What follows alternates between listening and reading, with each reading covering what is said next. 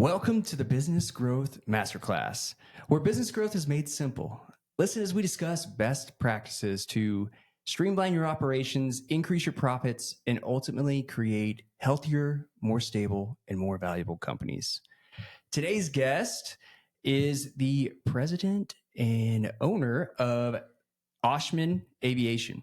And Oshman Aviation is a private plane dealer based in North Texas that provides aircraft sales, management, and consulting services for clients across the world. So if you've always wanted a crash course in private planes and what does that mean, what place does it have in your business and in your life, this is the episode for you. Without further ado, welcome to the podcast, Mr. Scott Oshman. Albert, thanks for having me, man. I'm excited to be here, and thank you for the invitation. You bet. For our listeners here, I've known you since junior high. Yep. And it has been almost 2 decades since I've gotten to see you. And we've recently caught up online and just kind of checked in and see how life's going since we left Keller High School. Yeah, it's crazy to think it's been 18 years like we talked about today. So yeah, man, I really appreciate you inviting me on here. I really enjoy listening to your podcast. Look forward to it whenever a new episode comes out. So appreciate what you're doing. You bet, man. So tell us, what do you do? What is Oshman Aviation? I know I read the bio from your website and I've dug into it a little bit, but tell the listener, the business owner, what do you do? What problem do you solve for people? Sure. So Oshman Aviation was founded in 2017. So we're coming up on our 8th year. We are a pre-owned aircraft dealer, brokerage firm, and management company. So what that entails is imagine a car dealership, but it's pre-owned airplanes. And then we have a brokerage division as well. So if we don't have what you're looking for that's in our own inventory, we'll represent you very similar to a realtor to a piece of property, whether it's commercial or residential. And we'll help you find the right airplane. Or maybe you own an airplane, you're looking to sell it, whether that may be an upgrade or getting out altogether or making some sort of lateral move. Will represent you in your asset, in your best interest, and be your representative. And then our management division, we've actually kind of curtailed over the last couple of years, but we'll manage the aircraft for you. So similar to a property manager to in the commercial space, commercial real estate space, we'll do that. If you don't have a flight department, we'll come in and we'll manage that asset for you. We'll hire the crew. We'll get your insurance taken care of. We'll do all of your maintenance oversight, planning, scheduling, trip logistics, anything and everything that touches that airplane that maybe you don't have the skill set just due to experience or a desire. We make that turnkey for you. So 3 different arms, of which the transactional side being the aircraft dealership and brokerage is really our bread and butter. Okay. I'm fascinated by the management side. My dad owns like a 1973 Cessna. Really? And it's like nicotine yellow. And he recently they completely redid the interior of it, but it's like a little bitty plane. Mm-hmm. And the planes you sell. So I guess before you answer that, what kind of what's your bread and butter as far as private planes? Like what do you sell? So first, I didn't know that. I didn't know your dad was in aviation. That's dude, really neat. He geeks out over that stuff. That's cool. So our niche or our specialization, if you will, is in turboprops and light jets. Okay. So that's going to be King Airs, which are made by Beechcraft, which is now owned by Textron. Okay. So Textron products, and then light jets, mid-sized jets would be a Cessna Citation, Phenoms. We've gotten in here lately in a couple Falcons, which are larger than mid-sized jets, but our main focus are King Airs and Citations. And in this business, there are so many different manufacturers. Therefore, there's so many different makes, models, and they go back all the way to, in our case, back to the 60s. Mm. So there's a lot of airplanes, and there's a lot of knowledge that has to be there and experience has to be there. And because of that, in my opinion, you have to specialize, and specialization will breed success. And so, yeah, King Airs and Citations are really our forte. Awesome. Okay. For the listener, like what is the typical kind of speed and distance on a tank of fuel that like a Cessna versus a King Air versus a Citation? What does that look like? So Cessna actually is a manufacturer of Citations. Even like your dad owns a small Cessna. Yes. Okay, so they make all the way up to 182 or something like that. So they have business jets. So the Cessna word kind of gets misinterpreted, but we live in Texas, obviously, right? And the airplanes that we specialize in are airplanes that suit our region really well. So to answer your question, a King Air, for example, is going to be able to get from DFW here in a very short amount of time. We're talking, hour and a half. Okay. Depending on which model you get, it could be 4 passengers all the way up to 9 or 10 if somebody sits in the co-pilot seat. So that takes care of the King Airs.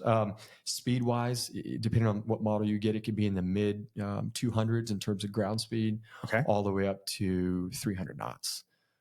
There are some performance enhancing modifications that can be done that can make it now up to 330 knots, but you're covering a lot of ground in a short amount of time. So much that, if you take off an airliner and you go from DFW to Lubbock, or you take off on a King Air, they're going to be landing virtually in the same amount of time. There may be a 5 or 10 minute variation there just due to, whether it's weather, altitude, or vectoring by air traffic control. So for where we're at, the King Airs and Citations serve the mission really, really well.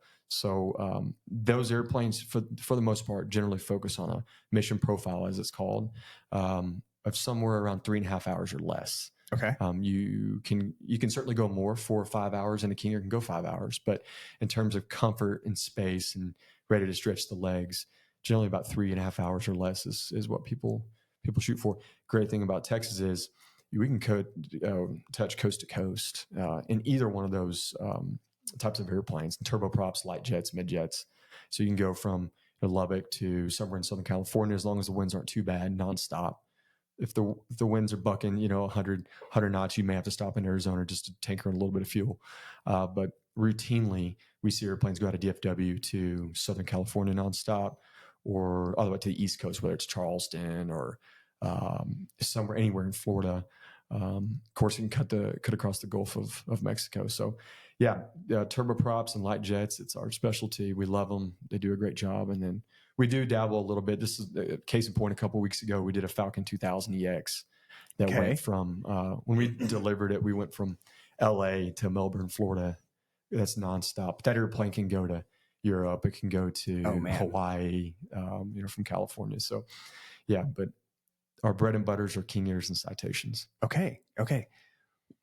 What, so kind of the King Air is really that like 700 mile radius, 600-700 mile radius. Is that kind of that 3.5 hour?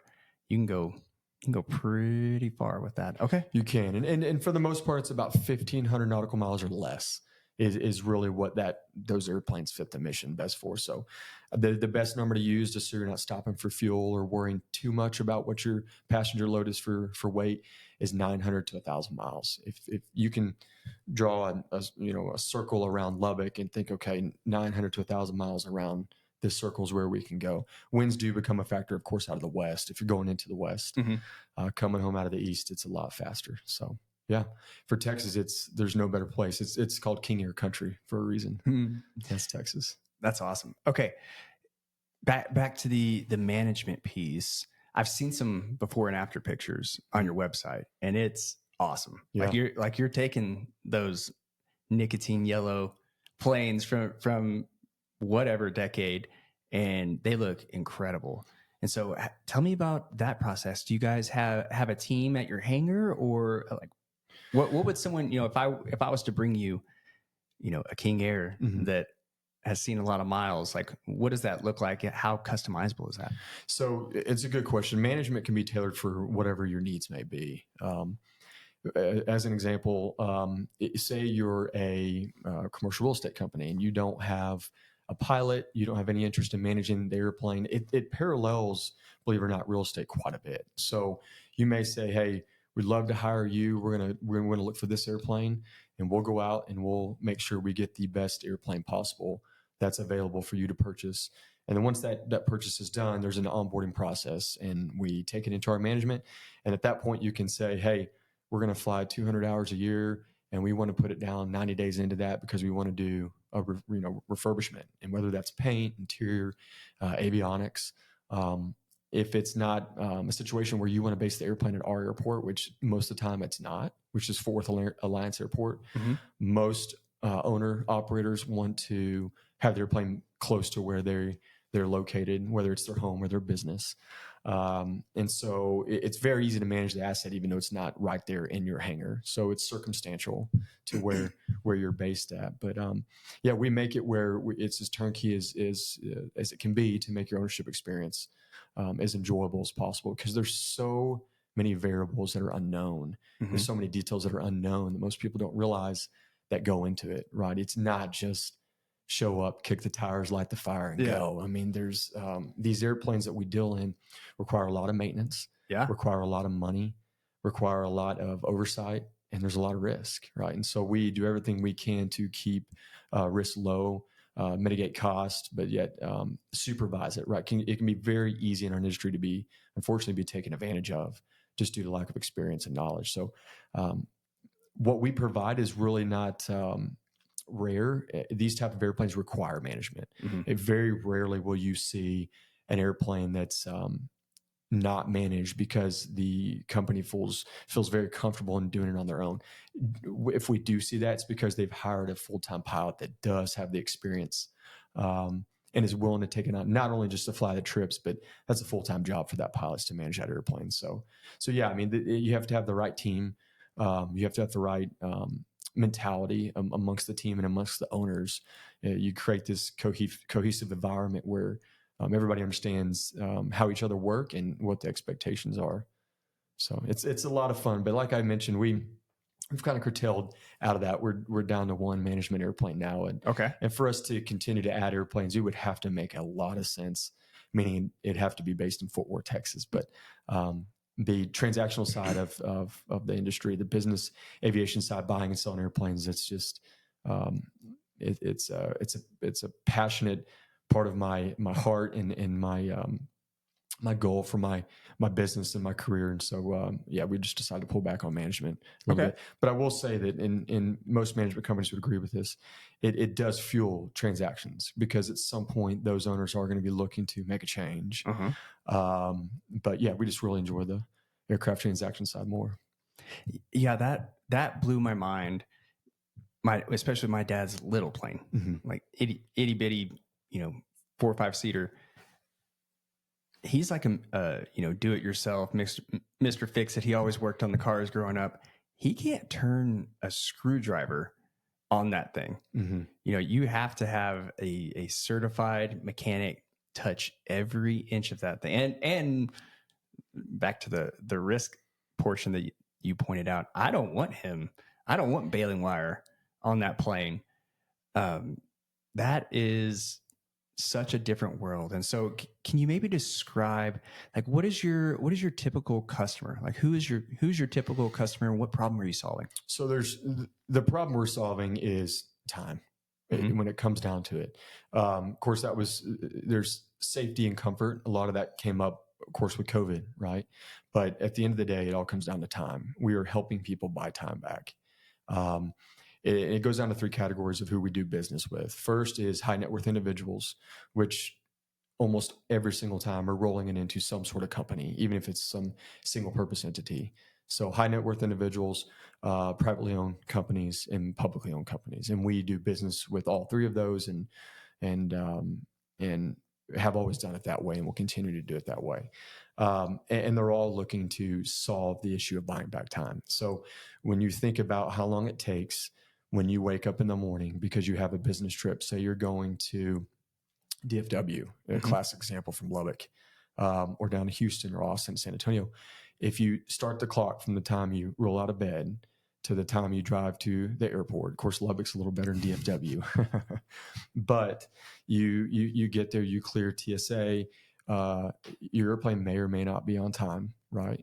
And there's so many other variables that factor into it, between checking bags, whether they get there or not, pilots showing up or not, mechanical issues. But on a great day where nothing goes wrong, if you look at the time it takes to leave your home and to arrive where you're at, it's near double what it would take from you leaving your house, driving to your airport, wherever your airplane's based at, boarding that airplane. Your crew's already been there for an hour or more, has pre-flighted that airplane. It's ready to go. As soon as you arrive, your car's getting valeted, you're on the airplane and you're off.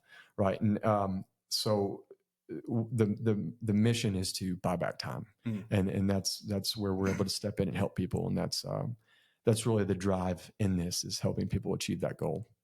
Yeah, and a lot of my friends and colleagues that do have planes, their business is such that they have to travel a lot, and especially some of these rural towns, whether it's in the Rio Grande Valley or wherever, or even getting from Lubbock to El Paso, that's an all day trip.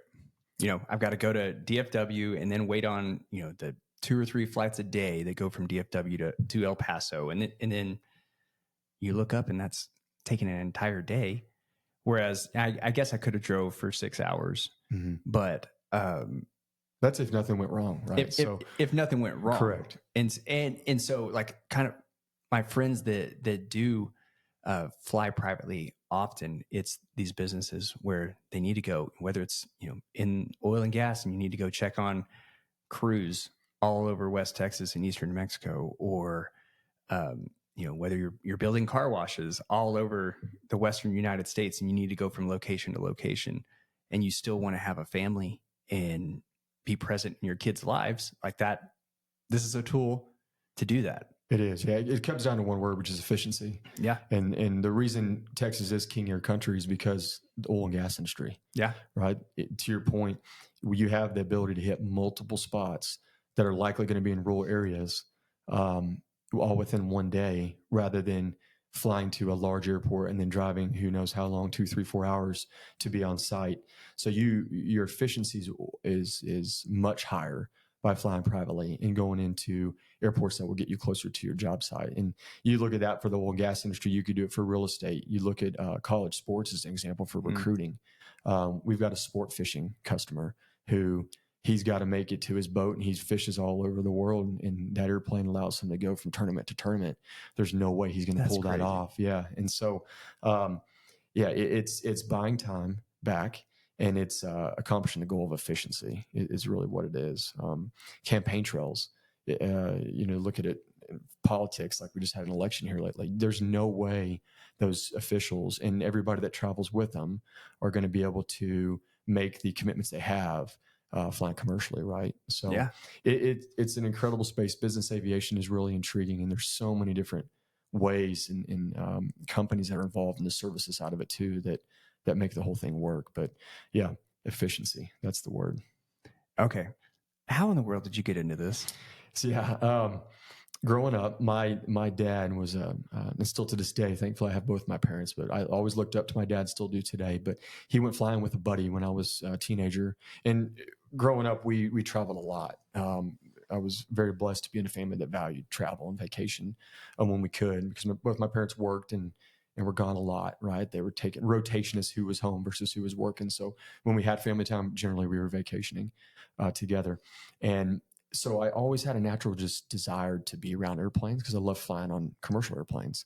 And he took not a flying lesson, but went out with one of his buddies who recently got his private pilot's license, and they flew around Fort Worth. He came home and showed me, he took it to Eckerd's and got a photo developed. Eckerd's. I haven't heard that in forever. Yeah. He got a photo developed and showed me a picture of the airplane they flew. And I thought, man, that is the coolest. It was probably, actually it was a 152, so a little smaller than your dad's airplane. And back then, at night you get on AOL Instant Messenger or whatever. Well, there was a cardboard board behind our computer, and I would pin up photos on there. And I pinned up that photo. I just always loved looking at my dad in front of an airplane. And so it just always intrigued me. I said, man, flying airplanes are so cool. That went on to buying Flight Simulator to play on the computer at night, and then kind of gave it a rest for a little while. My freshman year of college, I was playing football at Midwestern State University, and there's a local airport very, very nearby, and airplanes would take off and land there all the time. Private airplanes, general aviation as it's called. Mm-hmm. And so one day after practice, I'm going to go out there and just hang out, watch these airplanes. And I just was like, what? I need to go figure this out. I need to go, how can I fly? Right. So the goal was to be a pilot. is what I'm getting at. And I went over there, and it was a mom and pop flight school, one airplane at that time.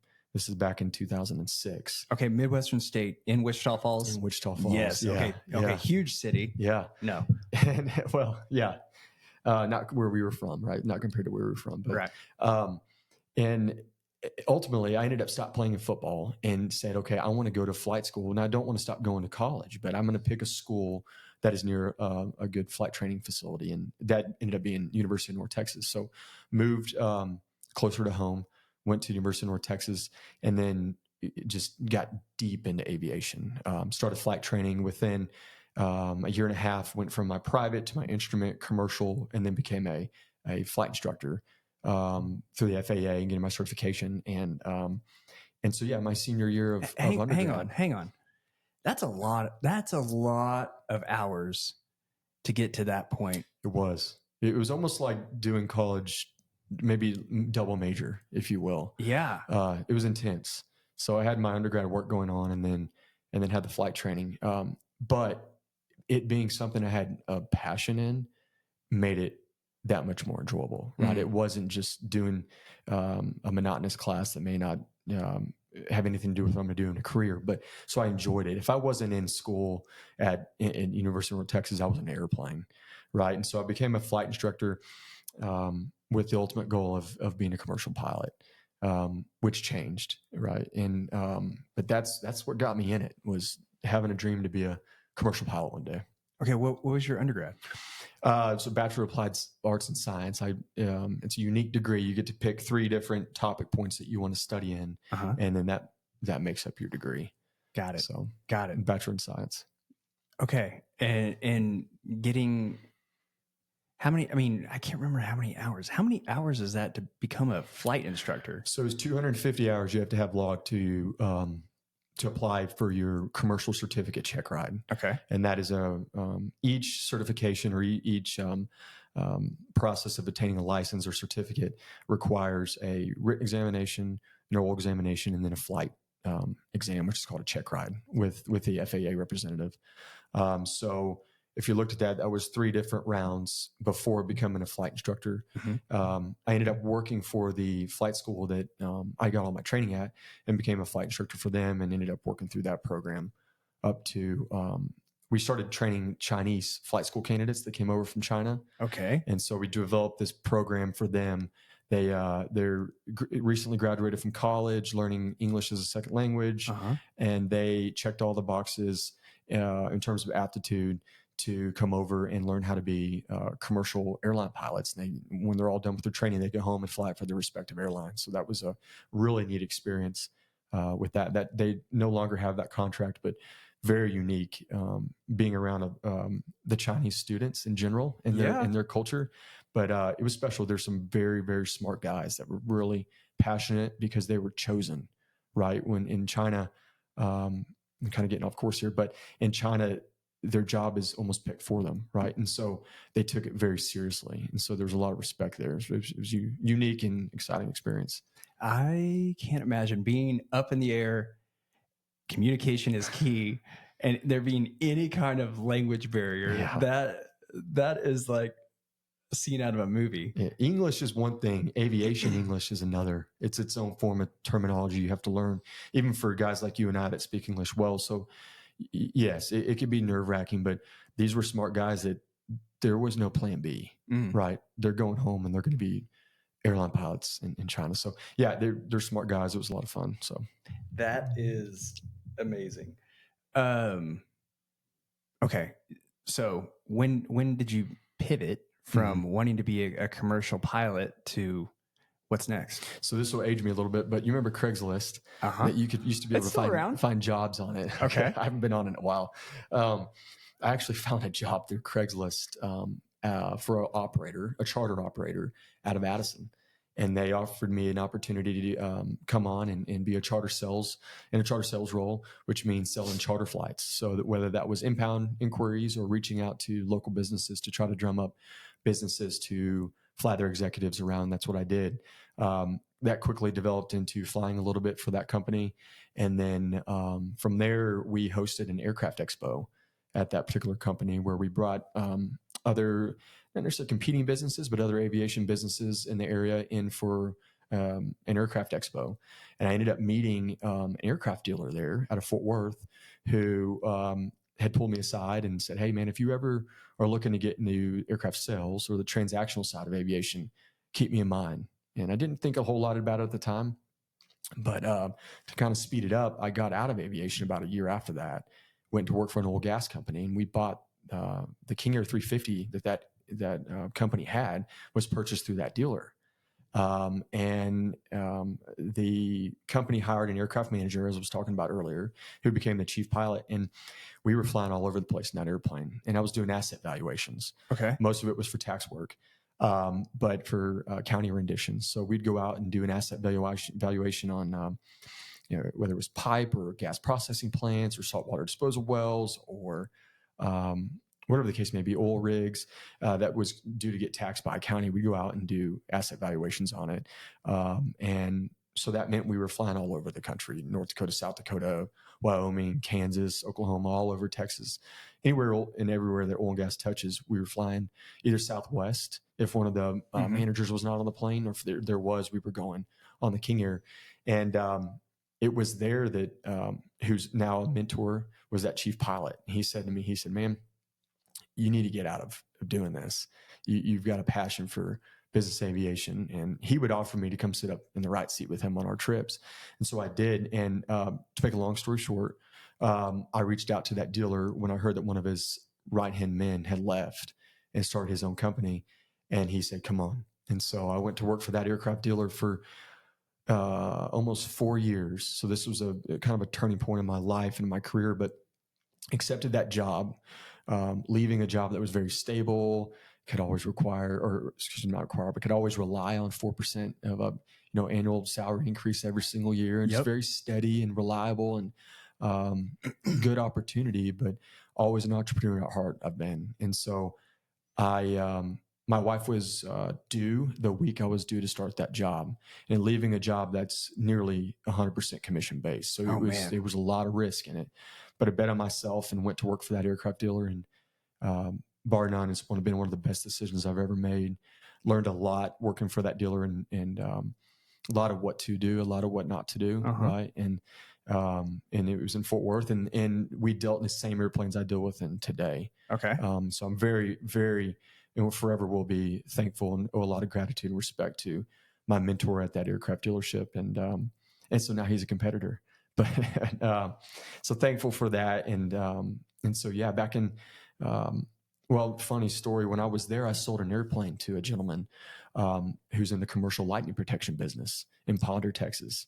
Lightning protection. So next time you're out in a commercial building, look and see, or a stadium for that matter, look and see if you see these lightning rods about this high. Okay. That are on top of the building. They're spread out, I want to say, about every 6 feet or so. Most of the major airports have them too, but they're lightning rods.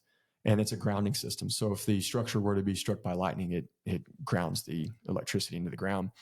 And sold a King Air to him. Well, I've sold 15 to him now. And we hit it off when I was working for that company. And he said to me, he said, "Man, I see something in you, something entrepreneurial." And he invited me to go on a fishing trip with him down in Port Aransas, Texas. And it was down there. And he said, "Man, if you ever decide to go do something on your own, I'm with you." And that was all I needed to hear. And what he meant was I'd be your backer. Right. And so, late 2016, knowing he had an airplane that I could immediately take in-house and manage. Right. So I've got some level of income, not much. Yeah. I went from having a very lucrative job as an aircraft dealer, sales representative, to starting my own business. I've got a newborn screaming. Oh, yeah. And now I've got one management airplane, right? That's barely clearing $2,000 a month. And the heat was on. It was got to go out and find an airplane to buy, to resell. And so that's what it took. Got our very first one and haven't looked back since. So it's been special. And along that way, we added a second investor, and don't have investors anymore. And they weren't investors in the company, but in each deal, probably very similar to what you do in commercial real estate, right? You put this proposal together and you pitch it, and some say they're in, some say they're not. And as long as they see the value prop in it, they'll go with you and they'll do the deal. Okay. I have so many questions. So many questions. So take a step back. You mentioned you started your part of this career chartering planes. Mm-hmm. And so can you kind of give me a lay of the land? You know, there's different levels to private aviation. You know, there's you know, like a NetJets card.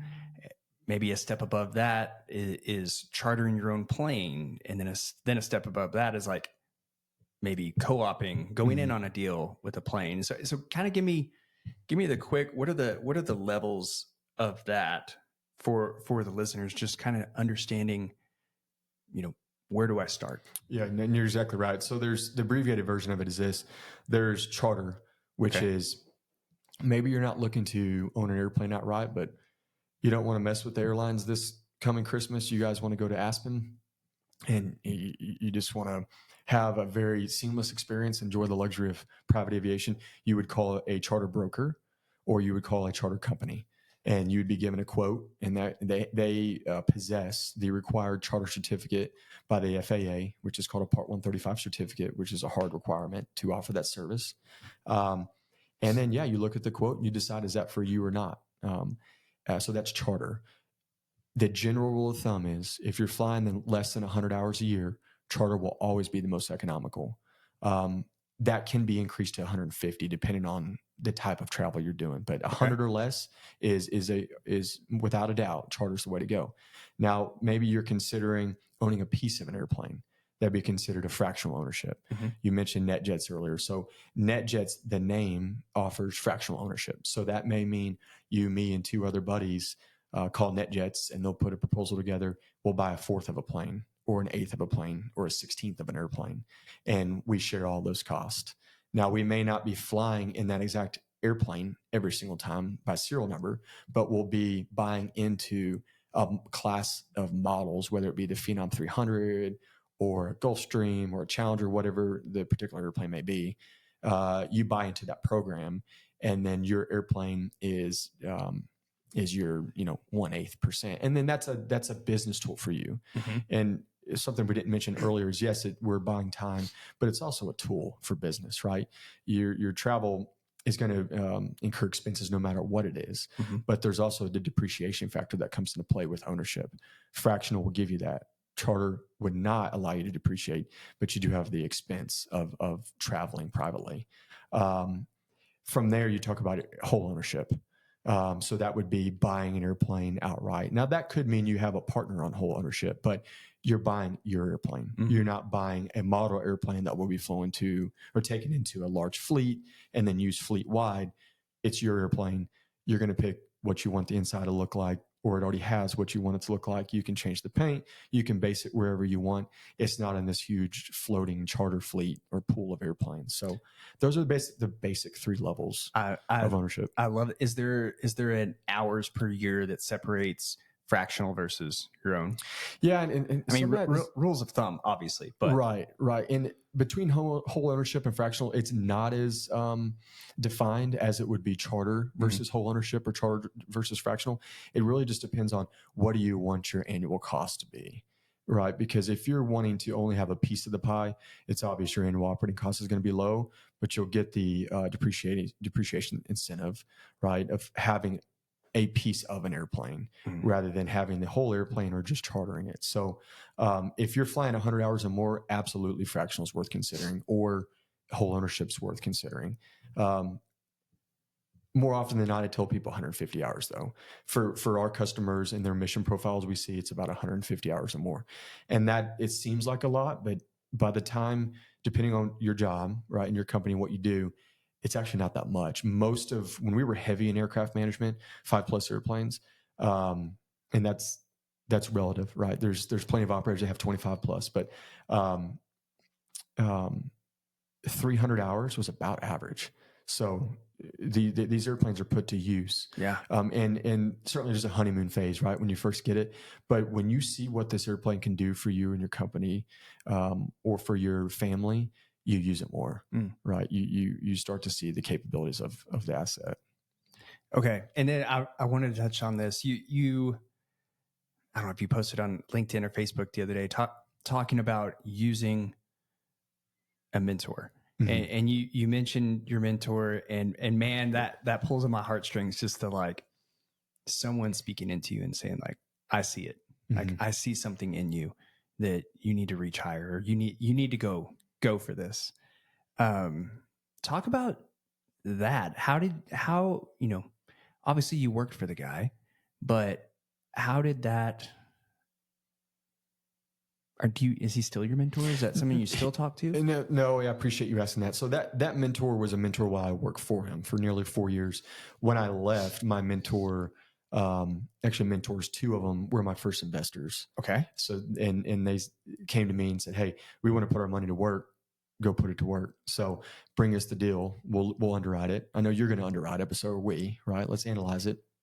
If it makes sense and we're going to get the return we're looking for, let's do the deal." But what you're saying is right. It's intangible. What is it? How do you define it? And yeah, I'm forever thankful for that one individual that said, "Man, I see it in you," however you may describe that. But in my hope in my career is I can find someone to be able to say the same thing to one day and be able to help bring along. But yeah, mentorship is everything. Mentorship is where foundations are built. And on that note, I got to give him a little bit of credit here, and something he said to me that changed my business, changed my life. And his name's Mark. And about halfway through our partnership and doing deals together, so we started in 17. Let's say it was around 2019 or so. I sat down with him and just said, "Mark, with you as my mentor, if you were me, what would you do different?" Right? Because you're never going to get what you don't ask for. Mhm. And that's something my dad drilled me as a young kid. So I asked a lot of questions, right? And I said, "If you were me, what would you do different?" He said, "I would get to a point where you don't need me." And I sat back and I'm like, well, why would he say that? Here I am, my partners are getting a 60-40 net profit share. Why in the world would he be telling me at some point, I don't want you to worry about doing business with him anymore? It's because he cared. Yeah. And he knew that if you do the right things, you're not going to need me anymore, right? Because you're going to be able to afford to do this on your own. Mm-hmm. And that opportunity came. And that's one of the reasons I'm in Lubbock, Texas today. I ended up selling an airplane to a bank here locally Mm-hmm. that contacted me. And yeah, that came about. And that particular CEO of that bank said he was going to be in Amarillo, wanted to know if I wanted to come in. And we played golf at Amarillo Country Club one day. And he said, "Man, tell me more about your business," because they bought an airplane from me. So trust was established. We were building a friendship. Young guy. My best friend forever is from Groover, Texas, and this guy's from Groover, Texas. So we start connecting dots, right? We start knowing a lot of people. And so you know how it is in West Texas in the Panhandle, your reputation's everything. Yep. And when we started connecting the dots, and I was like, this is the opportunity I want, right? And I think I'm assuming he saw something in me, but he said, "Send me your financials." So I did, and he's like, "Man, you don't need investors anymore. We've got you." So I started banking with them, and so now all the inventory airplanes we do at this point are financed through that local bank. So not only it was special because it earned a lifelong customer, hopefully, and now I consider them a partner in my business, although they're not actually a partner, but they're an asset. Yeah. And so forever thankful for that relationship. And you talked about doing like the before and afters. We did one on their airplane. Yeah. And it was probably my favorite one yet. And we were involved avionics, paint, interior, the whole thing, maintenance. It was awesome. Good experience. Okay. Shout out to the Gruber Greyhounds. Yeah. That is fantastic. They almost went to state. They lost in the semifinals last week. You are in touch with it. Yeah, I appreciate that. The mentor thing is, I mean, I love the story there of just guys that you were, contacting, talking to, developing relationships with, that, there are people who were honest, who could speak to you, kind of set you straight, but also like it wasn't just about them and what they could gain. Anyway, that's amazing. And I would say, a lot of, especially younger guys and girls that talk about wanting a mentor, I would say from my experience, it's a lot like what you described. Is it's not necessarily this formal relationship where like they would say that they're my mentor, but they're these coffees or lunches that I'm intentional. Hey, I want to go to coffee or lunch with this guy once a month or 4 times a year, and really I'm just developing a relationship, where I'm asking him questions about himself and how's business going, what are you dealing with, what are you working on, what are you excited about, and then when we're talking about what I'm doing and what I'm excited about, or maybe what am I struggling with, that it's this like organic thing. It's not this like transactional where you're paying them, a coaching fee or anything. It's this real relationship. And those have been some of the most fun relationships that I've had, but also the most impactful, because regardless of anything you want to do, I guess you could go on Craigslist for a job, but most jobs I've had to have somebody speak on my behalf, some kind of intermediary. And so that a lot of times, like, that's what a mentor can do, is someone you have a relationship with, and maybe you want to talk to that client, or you want that job, or you want, that deal or that property. If you have somebody who can introduce you to those parties and speak for your character and speak for, who you are as a person, you're going to get the deal. You're going to make that introduction. You're like, that's the secret to a lot of business, is really are these relationships that you build along the way. And so that's, And they may not tell you what you want to hear sometimes. Right. But that's the beauty of it, because we live in this world where we want instant gratification. But for the most part, you're talking to someone that's more aged than you are. They're wiser than you are, probably a little calmer. Right. And so their perspective is it's invaluable. Right. And it may not be what you want to hear or the way that you want to hear it, but yeah, it's special. Mentorship is everything. I enjoy like your story of like you're trying stuff, like the management, like managing these planes, like you did that, especially when you had a newborn, like, Yeah. like, babe, we gotta put some groceries on the table, and I'm gonna do some stuff that maybe I don't want to do forever. And I love that you like tried that and built that out, and now you've found this niche that you feel geared towards. You feel like is more in your wheelhouse. What does the future look like? Like what do you want Oshman Aviation to look 5-10 years from now? So yeah, and I always look at RPAs, revenue producing activity. Okay. I tell myself that every day. What's your RPAs today? What does it look like? And I think that has to do with what are you doing with your time. And the decision to get out of aircraft management was just due to RPA, revenue producing activity. How it takes a lot of time, takes a lot of energy. There's a lot of risk involved with it because of it's an asset that is flying, right? And you're responsible for the people that are operating it to a certain extent. Where is your best time used? And for us, that was in staying in buying and selling airplanes. And we do more aircraft brokerage than we do inventory. So in what's called dealing. In our industry, there are far more aircraft brokerage firms that solely or exclusively do brokerage. They're a realtor to the airplane, whether buying or selling. There are not near as many, far fewer aircraft dealers in the industry. And those that are aircraft dealers do offer brokerage services, but we at Oshman Aviation do more brokerage deals than we do inventory deals on a yearly basis. Now, where is that going to go? I do think the inventory will increase, especially as we start turning back or correcting back to a pre-COVID market where things are going. Inventory is rising. Thankfully, absorption's still relatively there. Hopefully, interest rates continue to scale down. But yeah, so we do more brokerage than inventory, and I see both of those paralleling each other over the next 5 years or so. Okay, so growing that is what does your team look like today?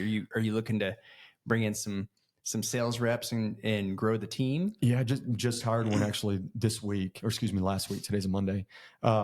Just hired a new sales guy last week, TCU guy. So looking forward to him joining in January. But yeah, growing the team and getting sales guys and getting sales guys underneath them. And just, it's all been organic from day one. It's income over expenses, no doubt. And I like to be lean and mean. Never want to be over leveraged or out over in front of my skis. So, it's been organic growth without a doubt. Remember, started with one airplane in management to being a name brand in King Airs. So, organic growth and just seeing where it goes from there, and not, in my opinion, this business is calculated, and the money's made when you buy the airplane and you manage your return along the way. And so, sometimes bird in hand can be better than two in the bush. It's just, and we project everything on a 6-month holding period. So, that's kind of our strategy. 6-month turn. Yeah. You don't want any birthdays with airplanes. And I've had one. Thankfully it was a break even, but you don't want birthdays with airplanes. Man, there's so many good one-liners. The RPA, the revenue producing activity. I love that. And that's something every business owner, you got to go to work every day. All right, what am I going to do that's going to make some actual revenue? Yeah. It's the little guy on your shoulder. It's like, what are you spending your time on it? And how is that affecting your bottom line? Man, I love it. I love it. Okay. I think it's time for a fire round. Okay. All right. Scott, what's your favorite movie? So it's a tough one. And I'm kind of a guy that always has two answers. Okay. But I'm going to go Remember the Titans on this one. I'll just keep it to one answer. Okay. Blindside was the second. So was The Help. Both football movies. So that's the thing. I'm a football movie maniac. Friday Night Lights, you name it, I like it. So, but Remember the Titans, Denzel Washington, I like it. That's a great movie. My son's been wanting to watch that for months. We haven't watched that yet. Okay. Favorite, aside from the Bible, what's your favorite nonfiction book? Nonfiction, man, probably going to be Rich Dad Poor Dad. Yeah. Okay. I really like that book. And then The Intentional Father. Oh, dude. How did I get The Intentional Father? Is it John Tyson? John Tyson? Yes, it is. Dude. So I can't remember who introduced me to it, but man, that's a book as a father, right? We're not pro athletes, but we're trying to be pro fathers and pro husbands. That's a book that can help you be a pro father without a doubt, right? How do you, and it's not, it's an intentional father. Is it intentional father? Intentional father. Okay. Yeah. Pretty sure that's it. But it can be used, for some reason I thought it was like raising for specific to boys, but the intentional father can be, doesn't matter if you're having a boy or girl, and it's a book you've got to revisit probably on like a bi-yearly basis just to stay on top of it, and all the different stories that are in there, and like little tips on things to do, like taking a trip with your boys, when they reach a certain age, and having quiet time with them in the mornings when they're 12 or 13 years old. And just that stuff so my boys are 10 and 8. He's going to be 8 next week, but I really look forward to revisiting that book because they're getting close to that age. It's like, this stuff's starting to come about, right? To become like almost like a man in the home. Like when you're gone, your boys have got it. It's dude, intentional father. I could hug you right now. I love that book. And for the listeners, the main topic is initiating boys into manhood. That's one of the biggest issues affecting our culture, our nation, the world is boys are self-initiating. And so they don't know what it means to be a man. They don't know what it means. Like, how do you model that? And they're looking to, TV and music and movies and all of these things where that's not really how TV and music's probably the worst thing to look at right now. Yeah. It's anyway. Dude, such a good book. And man, Rich Dad Poor Dad was brought to me by a client. In fact, the Falcon 2000 EX I was telling you about, we did from LA to Melbourne when we closed it 2 weeks ago. He introduced that book to me, life-changing. Yes. My boys will read that. I wish the title was different, but I do too. It makes people defensive real quick. It does. Yeah. Cause I think it's misrepresented. The title is. So. That's every commercial real estate guy. They read that and it screwed them up for life. You just go, okay, I'm ready to start, Okay. And then what is a common piece of advice in your industry that you don't agree with? So our industry is not regulated, shockingly. Okay. So you can go up the street and get your hair cut, but that person has to have a license to cut your hair. You do not have to have a license to buy or sell airplanes or represent somebody in that transaction. Yet, if you're selling a home, you do. Yeah. Right. So it's an unregulated industry. And because of that, there's a misconception that anybody can do it without any experience. Right. So the advice that anybody can do it is wrong. And it goes back to mentorship, like we were saying earlier. This industry and proper representation requires deep knowledge, strong ethical practices, intense training that doesn't happen overnight, continued education through accreditation.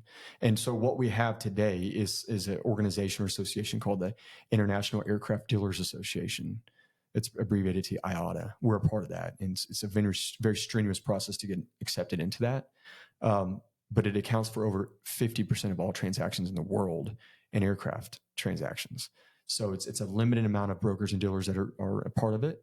And then there's services companies as well that get approved for it. But it's unregulated, and not just anybody can do it with a laptop and a cell phone.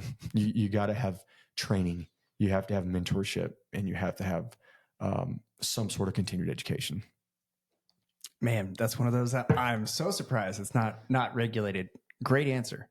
How can people get in touch with you? You know, our listeners here, I want to send them your way. How can they get in touch with you? I appreciate that. So OshmanAviation.com, of course, LinkedIn, Instagram, or office lines 817-661-0234. Or shoot us an email, info@OshmanAviation.com. It'll get to me.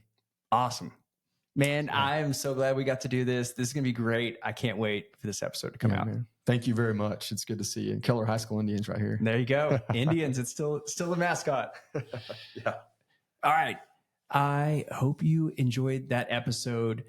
I know I learned so much in that episode. And if you want more like that, go ahead and click subscribe and keep coming back for more great podcasts like that. Thank you. And we'll see you on the next one.